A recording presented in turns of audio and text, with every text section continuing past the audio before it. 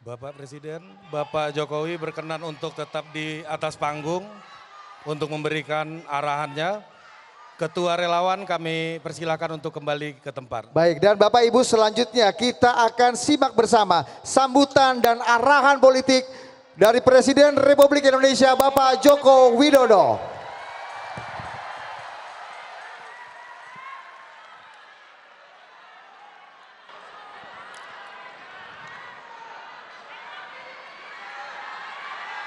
Bismillahirrahmanirrahim. Assalamualaikum warahmatullahi wabarakatuh.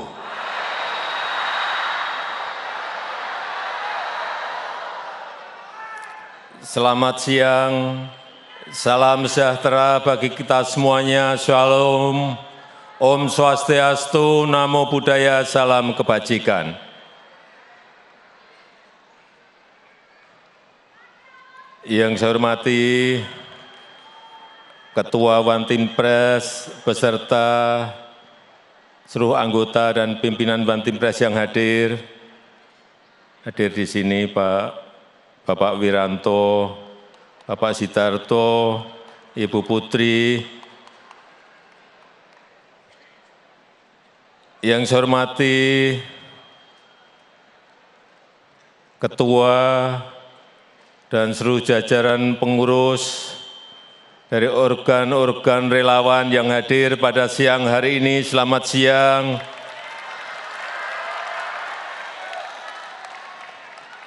Yang saya hormati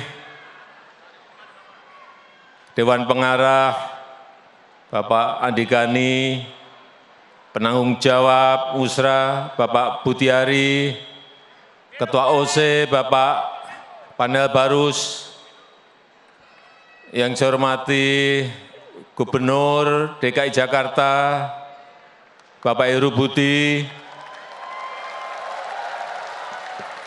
yang saya hormati ketua partai dan sekjen partai yang hadir, Bapak Ibu sekalian, saudara-saudara sekalian yang saya hormati dan yang saya banggakan, seluruh relawan Jokowi. Biar adil saya nengok ke sana gantian.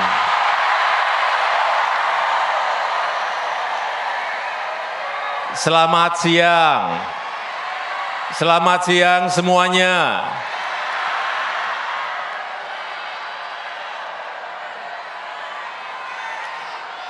Hari ini adalah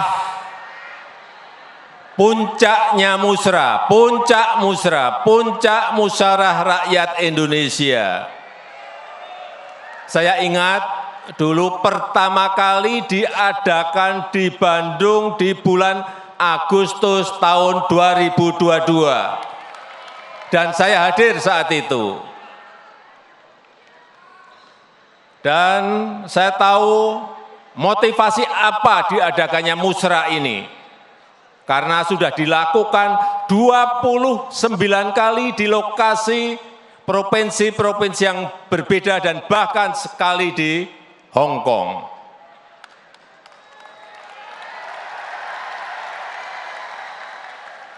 Saya sangat mengapresiasi, saya sangat menghargai upaya ini. Saya tahu saudara-saudara semuanya ingin merawat demokrasi di akar rumput. Kita ini ingin merawat demokrasi di akar rumput. Bukan di elit, tapi di akar rumput.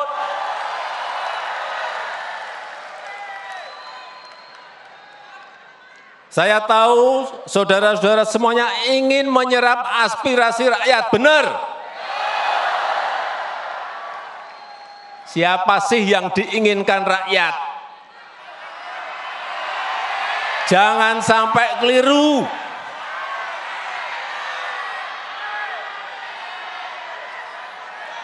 Dan saya tahu saudara-saudara ingin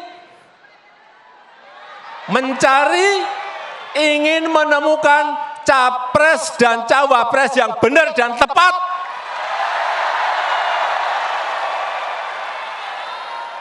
Karena yang kita dengarkan adalah suara rakyat, suara akar rumput, bukan suara elit.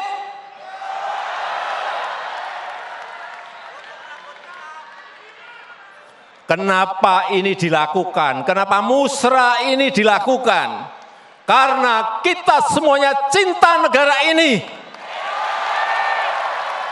Karena kita semuanya cinta bangsa ini.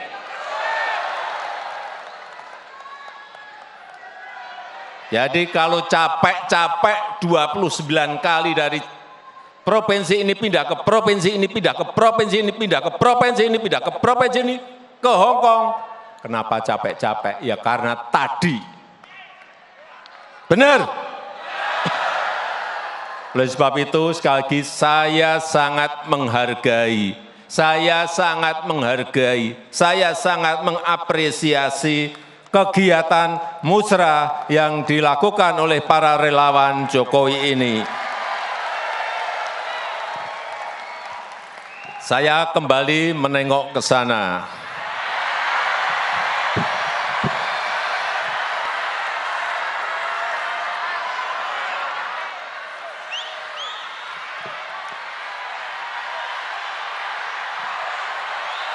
Agak miring sedikit.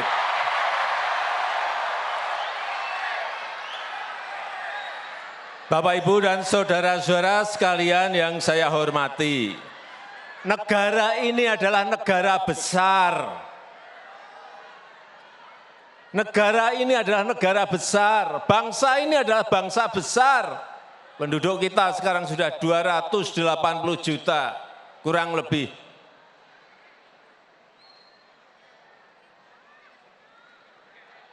Ini negara besar, ini bangsa besar. Dan rakyat kita, rakyat Indonesia butuh pemimpin yang tepat, butuh pemimpin yang benar, yang dekat dengan rakyat, yang paham hati rakyat, yang tahu kebutuhan rakyat, yang mau bekerja keras untuk rakyat.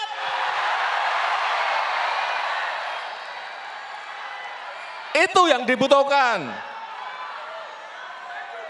Dan pemberani, yang berani, pemberani demi rakyat.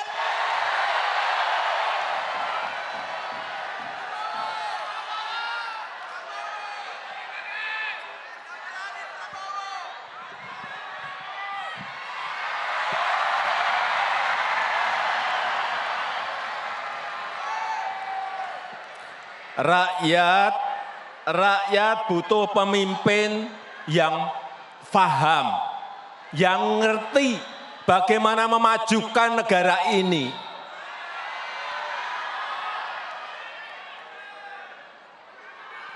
Karena pemimpin itu harus paham dan tahu potensi serta kekuatan negara ini, kekuatan bangsa ini apa. Dia harus ngerti, dia harus tahu.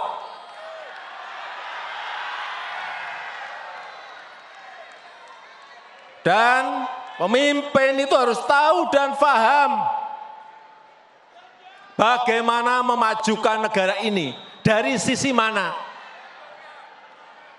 Dan mampu memanfaatkan peluang yang ada. Bukan rutinitas, bukan rutinitas. Bukan hanya duduk di istana dan rutinitas.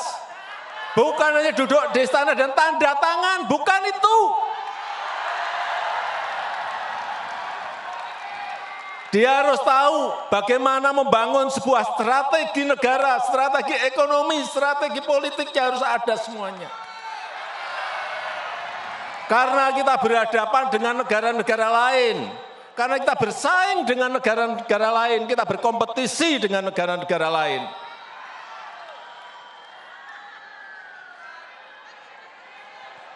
Dan Bapak, Ibu, dan saudara-saudara sekalian yang saya hormati, peluang kita menjadi negara maju, peluang kita menjadi negara maju itu ada dalam 13 tahun ke depan. Ini disampaikan oleh para pakar dalam negeri maupun luar. Kesempatan kita itu hanya ada di 13 tahun ke depan ini. Karena bonus demografi kita akan muncul di tahun 30-an. Dan dalam sejarah peradaban negara-negara yang saya lihat, memang kesempatannya hanya sekali. Kesempatannya hanya sekali dalam sejarah sebuah peradaban bangsa.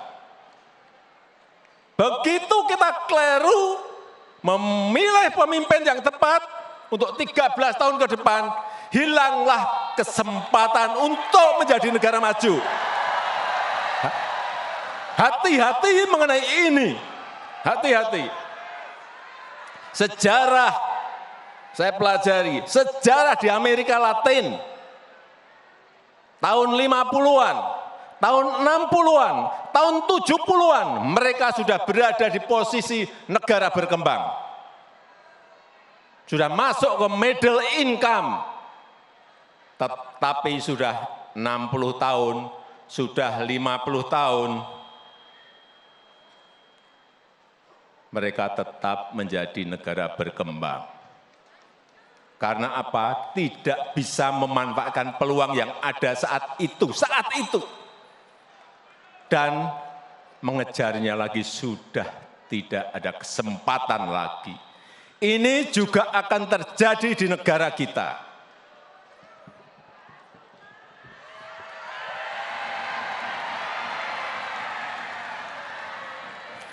Begitu kita tidak bisa memanfaatkan waktu 13 tahun ini, ada yang namanya bonus demografi, dan kita tidak bisa memanfaatkan.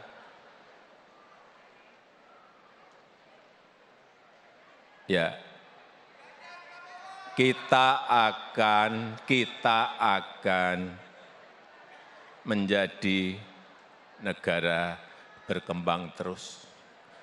Karena kesempatan itu tidak akan muncul dua kali dalam sejarah sebuah peradaban negara. Oleh sebab itu, sekali lagi,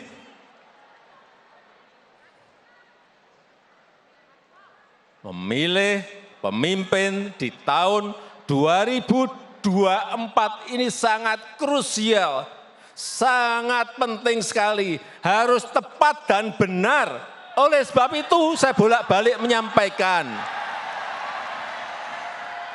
Bolak-balik saya menyampaikan, jangan gerusa-gerusu. Jangan tergesa-gesa. Karena begitu keliru, kita tidak bisa minta kembali lagi. Enggak bisa. Sekali lagi, dan sekarang kita tahu keadaan dunia, ketidakpastian global, sampai diperkirakan sampai 5-10 tahun yang akan datang, itu akan masih terjadi. Sehingga sekali lagi, nahkodanya itu harus nahkoda yang pemberani, berani mengambil risiko untuk kepentingan negara ini, untuk kepentingan bangsa ini.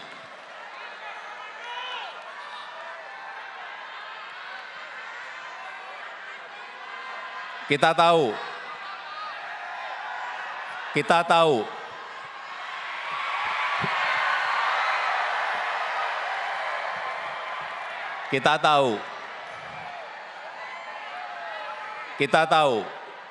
Indonesia, negara kita ini memiliki sumber daya alam yang sangat melimpah, sangat besar. Bukan hanya urusan tambang, bukan hanya bahan-bahan mineral, tambang, bukan. Produk sumber daya alam laut sangat melimpah. komoditas pertanian, komoditas perkebunan juga semuanya melimpah. Tetapi bertahun-tahun selalu kita ekspor dalam bentuk bahan mentah. Ini kekeliruan yang tidak boleh kita ulang lagi. Pemimpin yang akan datang harus berani mengindustrikan bahan-bahan mentah itu. Sehingga hilirisasi itu harus dilakukan apapun resikonya. Sekarang kita baru digugat oleh Uni Eropa. Baru satu urusan saja. Nikel digugat. Pada bahan mineral kita, bahan tambang kita bukan hanya nikel, ada tembaga, ada timah, ada batu bara, ada boksit. Apakah kita mau berhenti karena digugat Uni Eropa? Kalau pemimpinnya tidak berani, pasti mundur minta ampun. Digugat mundur langsung minta ampun. Ya itu enggak, jangan bermimpi negara ini menjadi negara maju. Itu baru bahan satu saja. Belum nanti sumber daya alam laut, belum nanti komoditas perkebunan, belum nanti komoditas perkebunan bukan juga hanya satu, bukan hanya kelapa sawit, ada kopi, ada kakao, ada banyak minyak atsiri, banyak sekali yang masih bisa menjadi sebuah potensi dan kekuatan kita. Dan yang kita harapkan adalah semua nilai tambah itu ada di dalam negeri. Kalau bangsa kita, kalau kita belum bisa mengolah sendiri, mengindustrikan belum bisa, ya cari partner dari luar, enggak apa-apa. Negara itu yang paling penting, negara itu bisa mendapatkan pajak dari situ. Negara bisa mendapatkan PPH, mendapatkan PPN, dari ekspor, biaya ekspor, dari PNBB penerimaan negara bukan pajak, bisa mendapatkan dari situ. Kalau mentahan kita hanya dapat apa? Dan yang paling penting satu, bisa membuka lapangan kerja yang seluas-luasnya untuk negara ini. Tapi kalau digugat nggak berani. Kalau digugat melempem. Ya nggak akan sampai kita menjadi negara maju. Jangan sekali lagi, saya nanti akan titip kepada pemimpin berikut. Jangan takut digugat oleh negara manapun.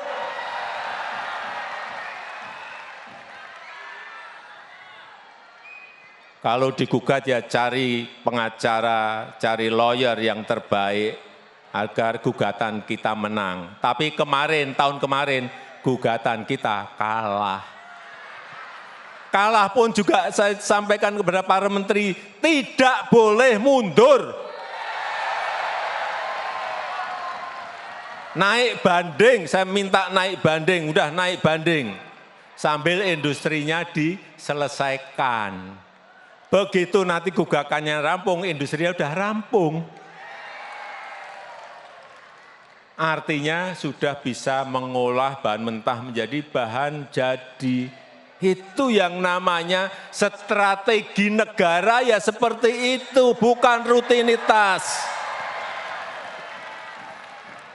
Belok lagi.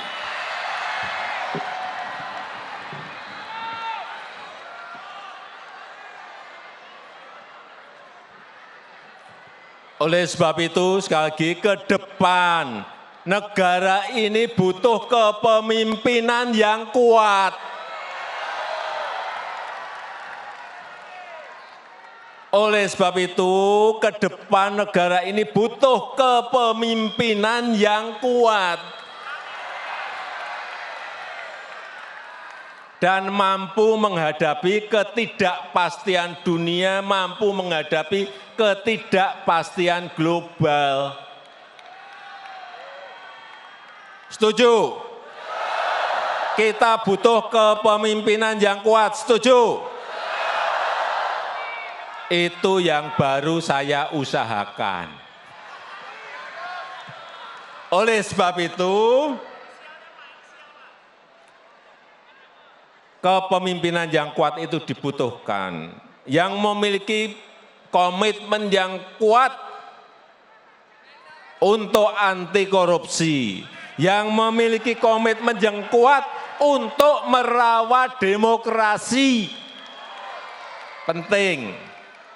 Jangan nanti ada yang mau musrah dilarang.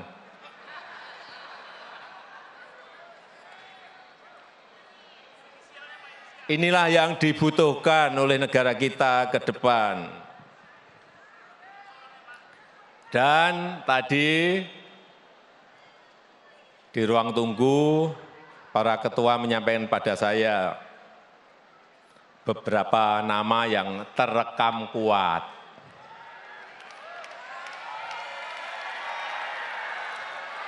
Saya sudah mendengar, tapi saya ingin resmi, tadi yang disampaikan oleh Pak Panel Barus itu resmi, belum saya buka. Belum saya buka. Jadi saya terus terang, ini harus kita berikan waktu kepada partai atau gabungan partai untuk menyelesaikan urusan capres dan cawapresnya seperti apa. Kemudian dari yang disampaikan oleh tadi Pak Panel Barus, saya akan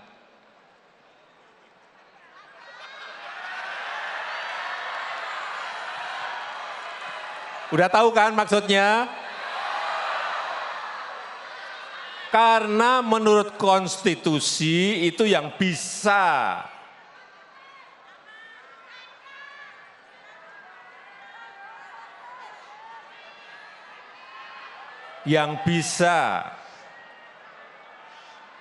mencalonkan itu adalah partai atau gabungan partai. Betul? Sehingga itu bagian saya untuk memberikan bisikan kuat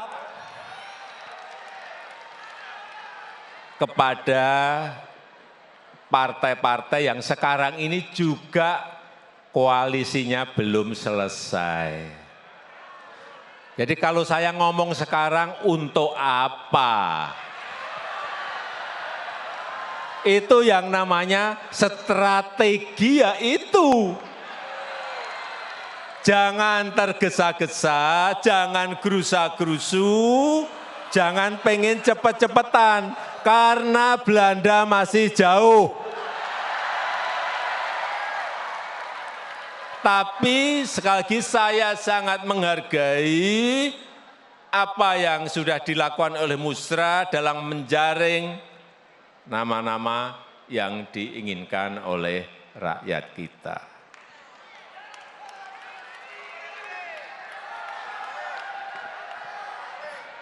Terakhir, saya sangat bangga bahwa seluruh relawan, saudara-saudara semuanya masih solid dan kompak.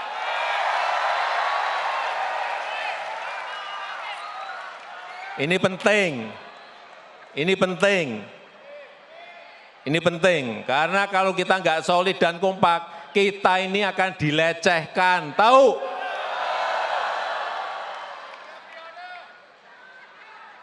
Mau dilecehkan? Mau dilecehkan? Kalau kita kompak dan solid, kita akan diperhitungkan. Setuju? Setuju?